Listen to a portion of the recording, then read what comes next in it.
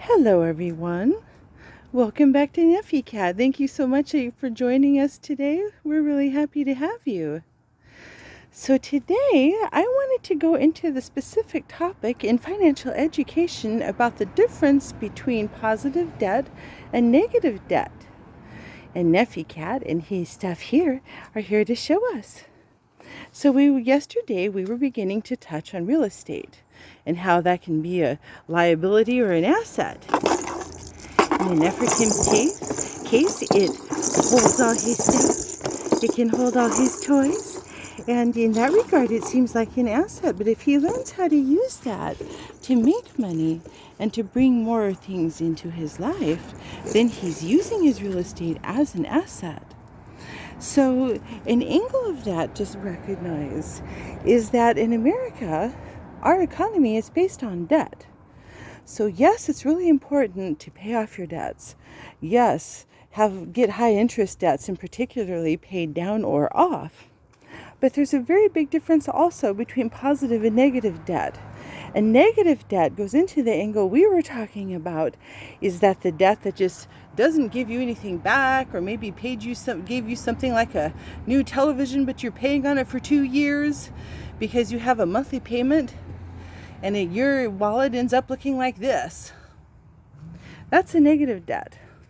But a positive debt is using something that even if you are going into debt for it, you're going to be getting money back in return for it.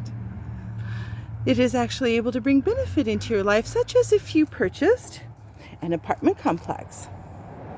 And think of all this. Maybe this person here, or maybe this kitty, purchased into something where it became a commercial real estate. And maybe a toy factory came in there and is renting that space from them. That, you might have to go into debt to do that. Or a company might even have to. But if it's bringing them things back, if it's bringing them money from all these nice kitty toys, yes, from all of these, then that's something good.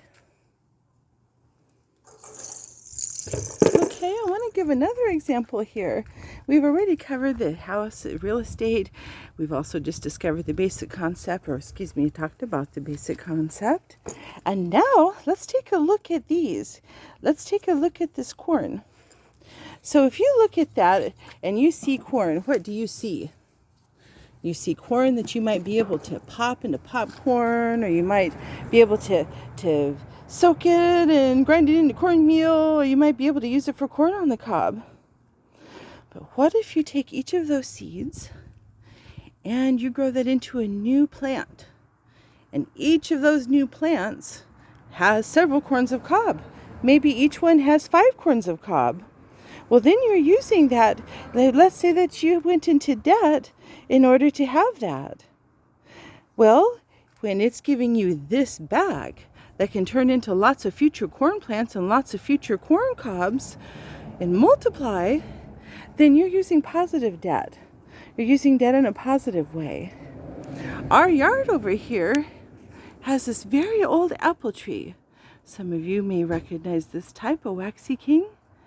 This has been here since we moved in and probably has been there since many years before. Well, if a person purchased into a place that had lots of these, then you could be purchasing it with positive debt instead of negative debt. Those apples could bring you a living. Or also think of the apples themselves. The apples fall to the ground. The plant has to let that go. But then those seeds can become new apple trees. So sometimes it's letting go, it's having to let go of some of its resource. You could think of that as money. And it is using that and having it become positive. So I just wanted to help you guys understand that difference today. And I appreciate very much your spending time with us. Don't forget to take your pause and press the like button or notification bell and the subscribe button. We really appreciate your being here with us today. Thank you very much. Bye-bye. Have a great weekend.